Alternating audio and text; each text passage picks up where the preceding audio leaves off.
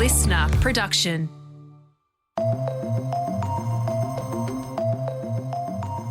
Hello, welcome to The Briefing. I'm Sasha Barbagat. Ketamine is the cut-price drug that's taking Australia's party scene by storm.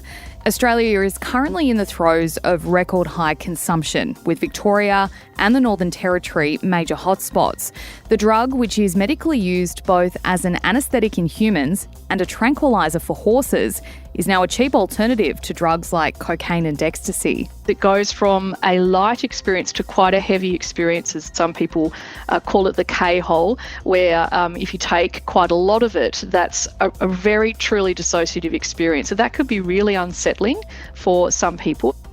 In the second half of this episode, we explore how this drug works, its risks, and why it's so cheap with Dr Monica Barratt from the University of New South Wales. First off, though, let's get into the headlines with Katrina Blowers. It is Thursday, the 18th of January. Hey, Sasha. Hi, everyone. Well, the US has confirmed overnight it will be redesignating the Houthis as a terrorist group in response to recent attacks in the Red Sea. America's National Security Advisor says the Yemen-based group fit the textbook definition of terrorism because they've put US personnel in danger and they've jeopardised global trade operations. So, what does this redesignation actually mean? Well, it probably won't take effect for another month, and it could trigger sanctions for anyone or any state or entity that now tries to provide material support for the Houthis, like, for example, Iran. All this comes after attacks by the Iran-allied group on ships in the region have disrupted maritime trade between Asia and Europe in a huge way. The Houthis say their attacks are aimed at ships with links to Israel, and they won't be backing down in their support of the Palestinian people, even in light of this latest redesignation. And they'll be continuing their attacks on targets until Israel's war on Gaza stops, Sasha. Yeah, and it's not the first time the Iranian-backed rebels have had this happen. So in the dying days of the Trump administration, officials added the Houthis to what's called the US Specially Designated Global Terrorist List, essentially giving it terrorist status. And that was despite warnings from the UN that move could push war-torn Yemen into widespread famine. Soon after Joe Biden's inauguration in 2021, the decision was made to remove the Houthis from the SDG. So there's been a lot of movement in that space in recent years, and we did actually cover the Houthis in yesterday's deep dive if you're listening to this and you want to learn more. Two senior British royals are going to be out of action for a while. The Princess of Wales has undergone abdominal surgery and King Charles has needed treatment for an enlarged prostate. Feels weird to be talking about King Charles's prostate. Well, Kate is expected to spend as long as 2 weeks in hospital after the operation, which has been deemed a success. But there's not very many details about why she needed the procedure. That's been kept under wraps. A pretty detailed statement by the royal standards asked the public and the media to respect the need for normality for her children and for her medical records to remain private. The statement went on to say she's unlikely to return to public duties until after Easter, and that's a bit of a shame for her and for her family, but also for royal watchers. Normally they go to that big church service at Easter time, and normally that's a pretty great opportunity for fashion as well. She normally wears some pretty great outfits to that church service.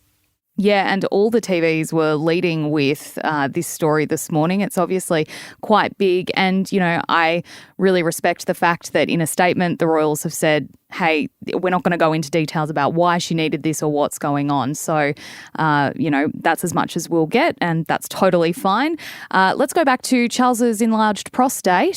He will need to have the procedure. They say he's going to be out of action for a short period while he recuperates and that his condition is benign. So good news for the monarch. He's going to be okay, but he just needs to have this procedure to look after, again, an enlarged prostate. And hopefully we'll never have to talk about his prostate ever again.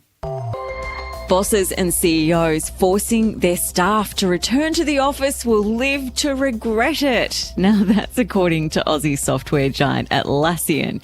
The company, which has offices all over the world, has released a new report that dives into what it's learned from 1,000 days of remote work, or distributed work as they call it. Executive Annie Dean, head of Team Anywhere, says 2024 is the year bosses will realise that return to office mandates are eroding trust between workers and employers. Those are some pretty strong words. And the rule is not having a positive impact on productivity. She's also criticised hybrid work, saying it gives staff an illusion of choice when in reality they're still required to live close to the office, usually in expensive capital cities. Atlassian has seen the number of candidates per role more than double since Team Anywhere was implemented, without any dips in productivity. I know that that's a huge draw card for friends of mine who are allowed to work from home. Sasha, what do you make of all of this? Katrina, you and I, the work that we do, we can't really effectively work from home full time. It's just not an option for us. You know, we have to either be in studio or, you know, coming into the office to meet with people. And that's fine. I would love to be able to work from home, but I can't. But I really am passionate about people who can work from home being allowed to work from home. My mum is a prime example. So mum and dad lived in Sydney. They bought a property on the South Coast as like a holiday house, and they just loved it down there, South Coast of New South Wales, I should say, and they absolutely loved it down there. And then COVID hit and they couldn't get down there, and she works for a global company. The head office is in Singapore, and they implemented work from home like everyone else did. And she realised she could work from their property on the South Coast, and they have not forced their workers at my mum's company to go back into the office. And mum and dad have been able to move down there, and they have this beautiful life where they get up and they walk on the beach every morning. And then, you know, mum's in the office doing some pretty high-powered stuff, but she can have this lifestyle that she wants while still performing her job. Her productivity hasn't dipped. All her clients are happy with her.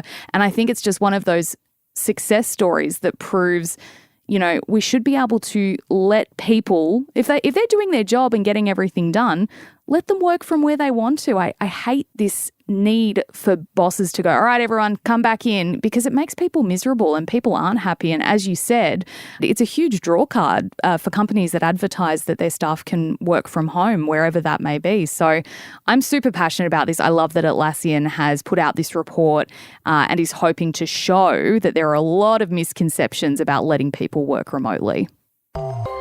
Moving on to the tennis, and Novak Djokovic has advanced to the third round of the Australian Open after warding off a determined Alexei Popyrin overnight. Now, the Aussie forced the world number one to a tough four-set match, 6-3, 4-6, then a tiebreak in the third set before Djokovic took the last set 6-3. It wasn't all tennis, though. Djokovic actually lashed out at the crowd during the match. A lot of things that were being told to me, say, on the court. I was tolerating it from most of the match, but and at one point I had enough, and I asked him whether he wants to come down and tell it to my face, Djokovic in the post-match interview there. He even mentioned Nick Kyrgios, who's known for confronting crowds, saying, I think he would have loved that. The fan was escorted from the stadium, but it didn't stop Djokovic from turning around, throwing up his fist and yelling in the fans' direction when he won. This seems to be a thing with tennis players, Katrina. They get really, really heated, but I suppose they're so close to the crowd they can hear everything they're saying, so it can probably get under your skin a bit more than maybe a footy player who can't really hear anyone on the field. Well, imagine getting heckled in real time just for doing your job, having somebody follow you around and sledging you while you're trying to do your actual job, which the person in the crowd, let's face it, could not do even at a quarter of the capacity. But look, it sounds like Djokovic has used this to put some even greater fire in his belly and take the win, and good on him.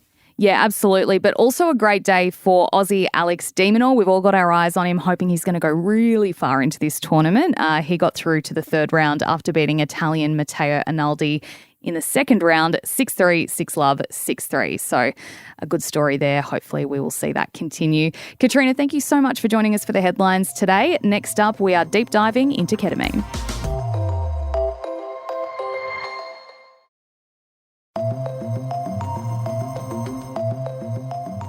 Ketamine use is growing among young Australian party and festival goers as a cut-price alternatives to drugs like cocaine and ecstasy. But it comes with serious risks, and National Wastewater Monitoring has found consumption of ketamine rose to a record high last year.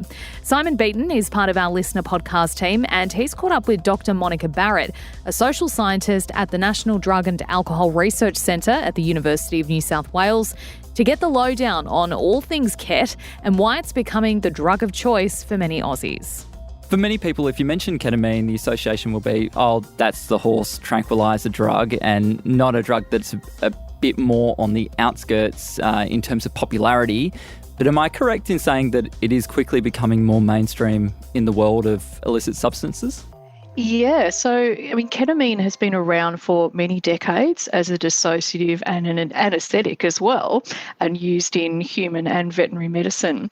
And around sort of 20 years ago, it started becoming used more recreationally, and some of that was diverted ketamine use. So it was ketamine that was made as a medicine that was diverted into recreational use. But then what we've started to see now is illicitly produced ketamine. So powders like heroin, meth, whatever, just a powder that's in a Ziploc bag, that kind of thing. It's not diverted from medicine. And that's being used mainly snorted, sometimes injected, but mainly it's snorted. So that has been increasing. And in Australia, there was a study published last year using Australian data that was looking at, there's a Sentinel group, people who use ecstasy and other similar drugs monthly or more often. They get interviewed every year, and they've been interviewed for more than 20 years now. So looking at the trends in ketamine use amongst that group. So there are already people who use stimulants, some psychedelics, they already use those. And the ketamine use has gone up pretty steadily since 2008 when they first started measuring it up to now. And that is driven by Melbourne and Sydney. So it's not uniform across Australia, the trends in recreational ketamine use, interestingly. Do we have any indicators on why it is becoming more popular in Melbourne and Sydney?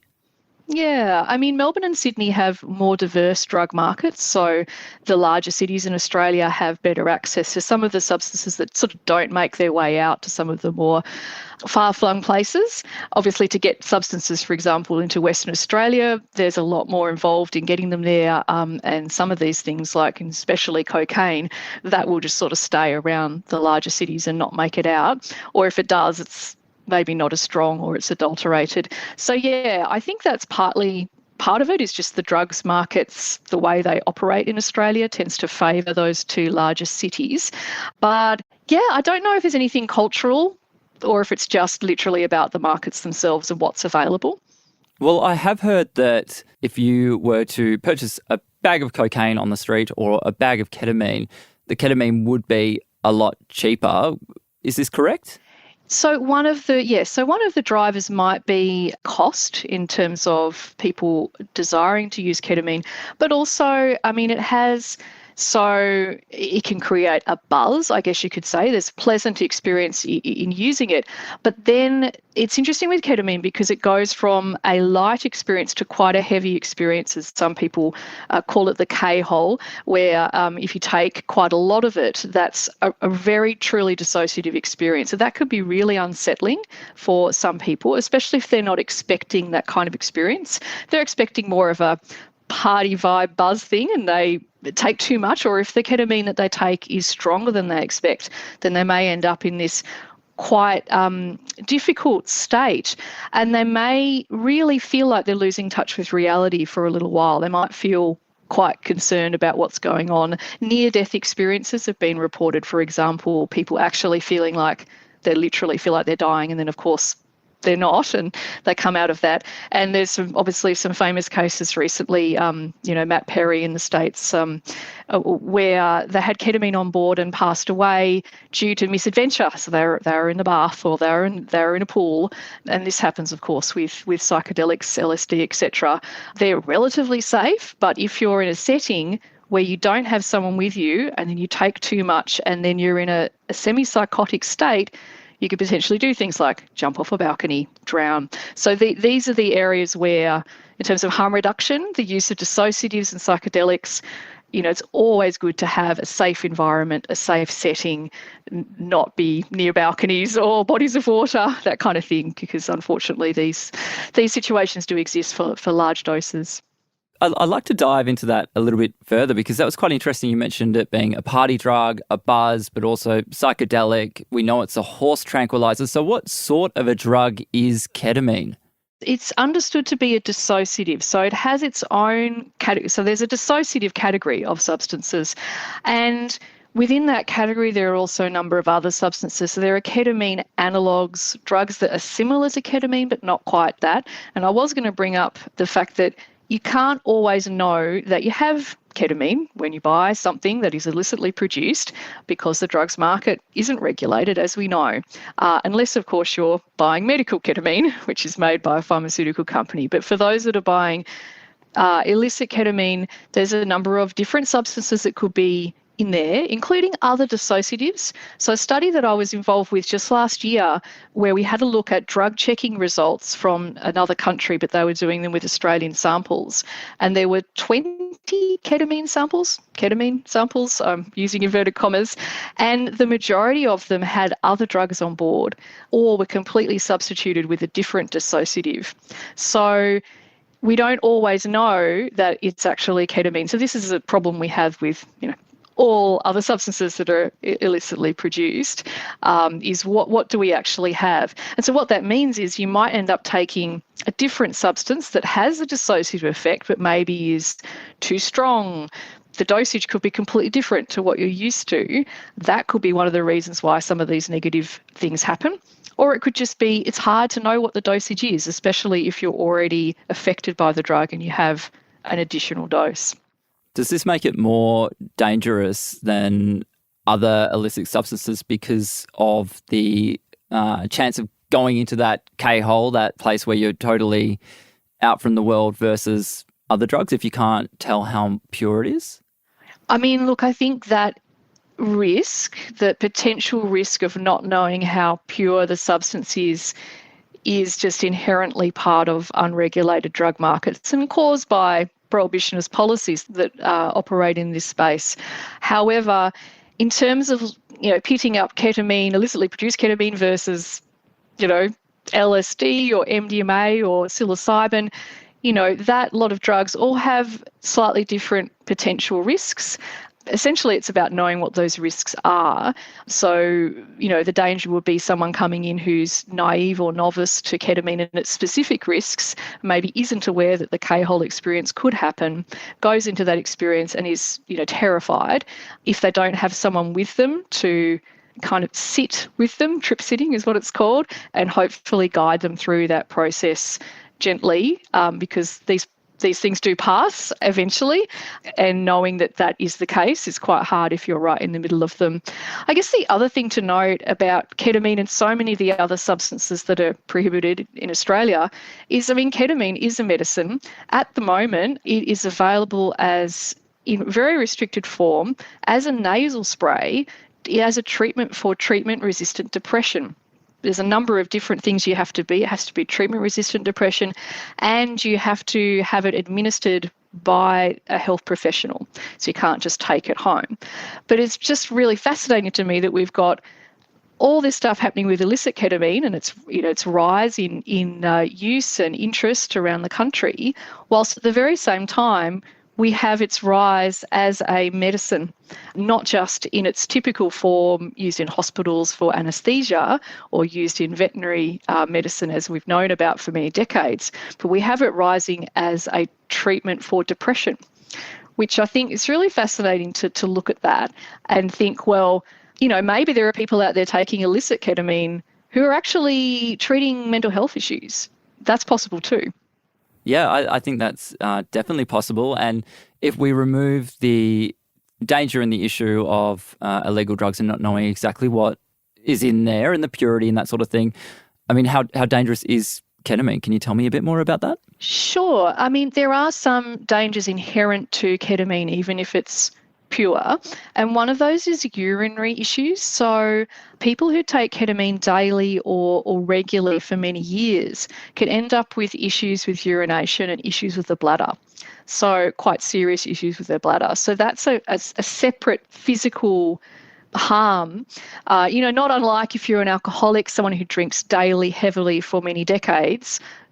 Liver cancer you can pretty much, a lot of people that have liver cancer, that's exactly how they've gotten it through alcohol, very heavy alcohol use. And so, heavy ketamine use over many years does have this concerning problem with the bladder. So that's sort of separate as a physical concern, but in terms of the psychological issues, you can also become dependent on ketamine. So you might want to have more of it. Tolerance is possible as well. So you need more to feel the same effect. So that's also there. I don't believe it has as high dependence properties as some of the other substances that are out there, but that is a concern for some. Having said that, when we look at all the substances, it's certainly not the most dangerous. There's been some studies where pitting all the substances we know against each other and ranking them, and I believe ketamine's sort of in the middle zone there because of those urinary concerns and dependence, meaning that it can't sort of be low risk or no risk. Psilocybin from magic mushrooms, by the way, is right down the bottom of that list. Yeah, absolutely. And I think that's it's good to see that we're starting to get a little bit more change in that area with medicinal use in a legal sense. Yeah, that's right. And that's what's happening with ketamine as well. It hasn't got the same press as psilocybin and MDMA, but essentially that's where we're up to with ketamine. And we may find that as the research goes further along, that we can get to a point where medical ketamine for the treatment of depression can be more available to people. From what I was reading about it, it's still prohibitively expensive in terms of its cost. It's concerning if there's people out there with treatment-resistant depression that don't have many thousands of dollars to spend, that they can't currently access this as a second or third line treatment, but hopefully that will change over time. That was Simon Beaton, one of our listener podcast team, speaking with Dr Monica Barratt from the National Drug and Alcohol Research Centre at the University of New South Wales. And that's all we have time for this morning. Make sure you check your feed at 3 o'clock this afternoon for the next episode of The Briefing, and I'll be back in your feed from 6 tomorrow morning. And just quickly before you go, if you have a story you'd like us to pursue, make sure you shoot us a DM via Instagram and we'll follow it up for you. And if you're a fan of The Briefing, please tell a friend. Help us grow this incredible community. I'm Sasha Barbagat. Thank you for listening.